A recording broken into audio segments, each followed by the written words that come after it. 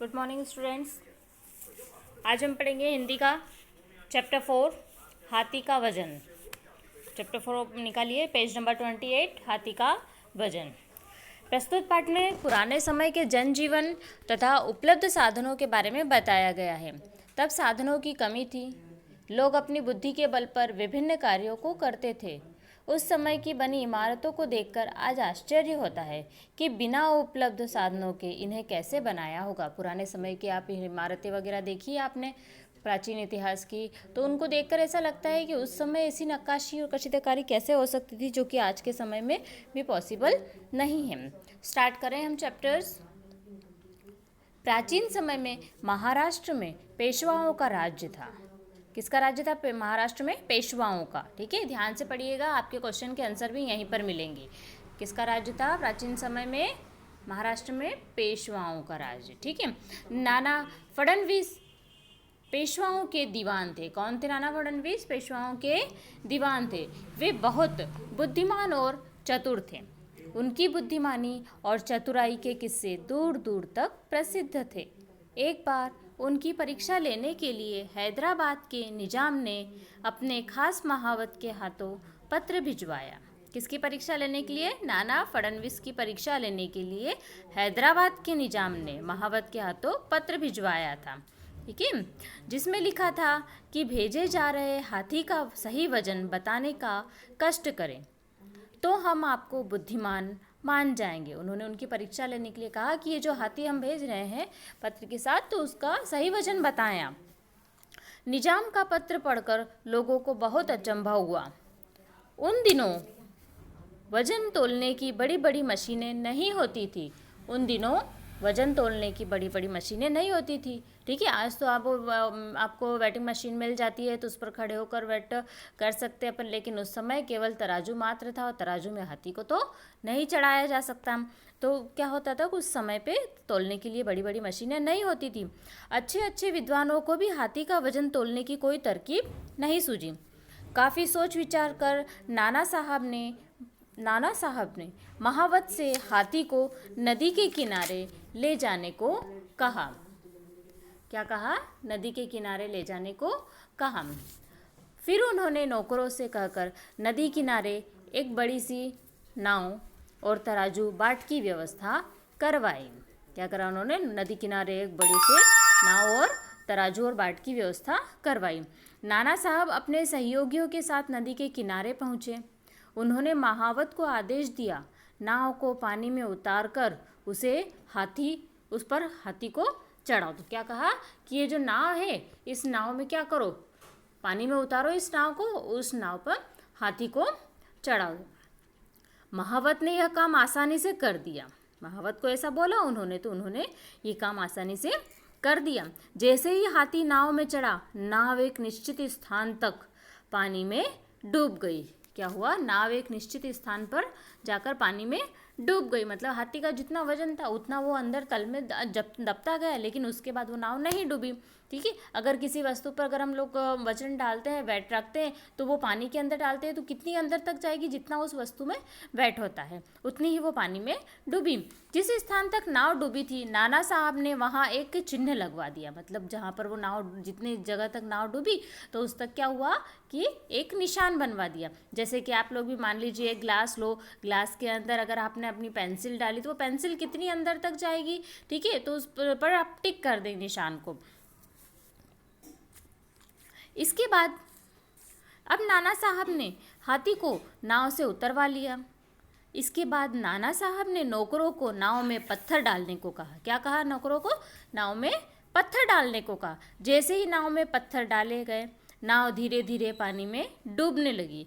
जब पानी का तल ठीक लगाए गए चिन्ह तक पहुंच गया, उन्होंने क्या करा कि जो हाथी को उतारा था, तब वो निशान लगाया था, उस निशान तक उन्होंने पत्थर उस नाव में डालने के लिए बोला। जैसे जैसे उस पर वेट गिरता गया, तो वो नाव धीरे धीरे पानी में जाने लग गई। लेकिन उस निशान तक जैसे ही वो नाव गई पानी में, तब उन्होंने पत्थर डलवाने बंद कर दिए। अब उन्होंने सभी पत्थरों को नाव से उतरवा कर तराजू से तुलवा लिया। क्या करा उन्होंने? अब फिर पत्थरों को उतरवाया।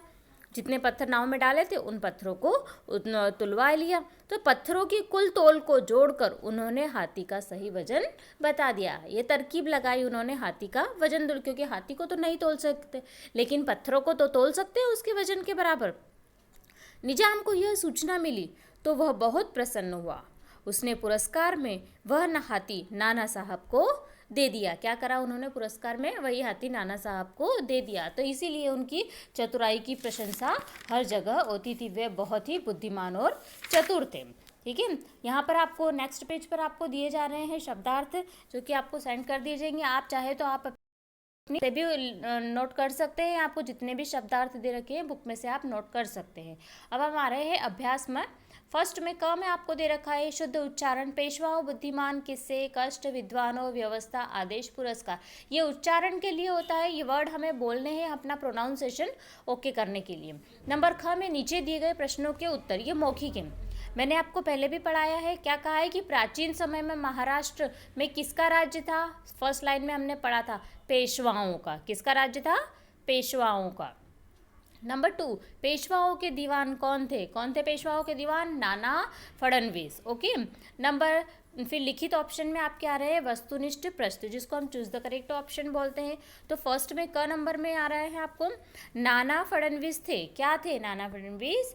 बुद्धिमान, चतुर या दोनों? तो वो तो दोनों थे। तो हम लोग किस पर टिक करेंगे? दोनों पर टिक करेंगे। ठीक है। नाना ने महावत से हाथी को कहाँ ले जाने के लिए कहा? सेकंड में आपको दे रखा है कि नाना ने कहाँ ले जाने को कहा महावत को? तो नदी किनारे, तालाब के पास या झरने के पास। तो कहाँ गए थे वो नदी नाव में? नदी किनारे। तो इस पर आप टिक करेंगे। ओके। नेक्स्ट में सही कथन पर टिक करना है आपको। नाना फडणवीस पेशवाओं के दीवान थे। तो राइट क्या है? फर्स्ट वाला राइट है। नाना फडणवीस पेशवाओं के दीवान थे। राइट। दिल्ली के निजाम ने नाना साहब के लिए एक हाथी भिजवाया। तो नहीं, दिल्ली के निजाम ने नहीं भिजवाया था। किसने भिजवाया था? हैदराबाद के निजाम ने भिजवाया था। सो ये आएगा आपका रॉन्ग। क्या आएगा आपका? ये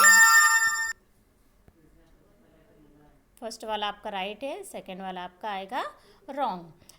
नाना साहब ने हाथी का सही वजन बता दिया था उन्होंने। पहले हाथी को तुलवाया, पहले हाथी को नाव में चढ़ाया, फिर उसके बराबर उन्होंने क्या करा? पत्थर डाले और उन पत्थरों को तोला, तो उन्होंने हाथी का सही वजन बता दिया था। सो ये आ जाएगा राइट। नाना साहब ने हाथी को पर्वत पर चढ़ाने का आदेश दिया। पर्वत की तो चैप्टर में कहीं से कहीं तक कोई भी बात नहीं आई है।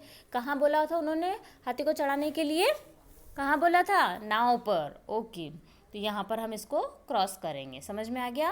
नेक्स्ट में प्रश्नों के उत्तर लिखना है। तो नाना फडणवीस कौन थे? ठीक है, तो मैंने आपको बताया था कि नाना फडणवीस कौन थे। ठीक है, पेशवाओं के दीवान थे। पत्र किसने और किसे भिजवाया था? पत्र हैदराबाद के कहाँ के? हैदराबाद के निजाम ने भिजवाया था। कोई भी हाथी का सही वजन बताने की तरकीब क्यों नहीं सोच सका था? क्योंकि उस समय तोलने की इतनी बड़ी बड़ी मशीनें नहीं हुआ करती थी। ये मैं आपको ओरल बोल के बता रही हूँ, नोट डाउन में आपको बाद में करवाऊंगी। नंबर ख में उच्च स्तरीय प्रश्न, नाना साहब ने हाथी को नदी किनारे ले जाने के लिए क्यों कहा? क्योंकि नदी में ही नाव को तैराकर वो कम से कम उसका सही वजन बता सकते थे। निजाम ने प्रसन्न होकर क्या किया? निजाम ने क्या करा? प्रसन्न होकर उनको पुरस्कार दिया और उस पुरस्कार में वो हाथी नाना साहब को दे दिया। ओके। नेक्स्ट में आ रहा है आपका भाषा ज्ञान। जो शब्द संज्ञा के स्थान पर प्रयुक्त किए जाते हैं सर्वनाम कहलाते हैं। आपने संज्ञा और सर्वनाम की डेफिनेशन लर्न करी है फर्स्ट क्लास में।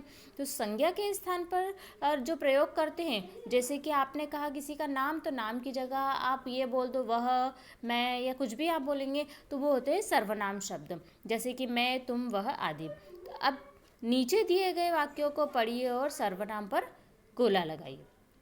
फर्स्ट में आपको देखा वे बहुत बुद्धिमान और चतुर थे। तो किस पर हम गोला बनाएंगे? किस पर बनाएंगे हम लोग? वे पर। ओके। हम आपकी परीक्षा लेना चाहते हैं तो हम पर बनाएंगे। फिर यह काम आसान है तो यह पर बनाएंगे। उन्होंने नाव में पत्थर डलवाए तो उन्होंने पर आप क्या करोगे? सर्कल बना दोगे। समझ में आ गया आपको इतना चैप्टर्स? नेक्स्ट चैप्टर्स में आपको क्या दे रखा है? रचनात्मक कार्य देगा। रचनात्मक ये प्रोजेक्ट वर्क है, आपको क्या करना है, हाथी के चित्र में सुंदर रंग भरना है, ठीक है। अब हाथी के डायग्राम में आपको कलर्स करना है। यहाँ पर एक फ्लावर दे रखा है, हाथी के एलिफेंट के क्या है, दांत भी दिए हुए हैं, टेथ है, उसकी सूंड है, उसके रैल्स वगैरह है, ठीक है। तो ये पूरे में आपको कलर्स, बहुत ही सुंदर कलर, कोई भी और अन्यथा कलर मत करना, ठीक है। आपको पता है कि एलिफेंट कौन से रंग का होता है, तो उसी तरह से आप इसको कलर करना। कि हमारा chapter first, second, fourth number का चैप्टर्स कंप्लीट हुआ है। Okay, bye.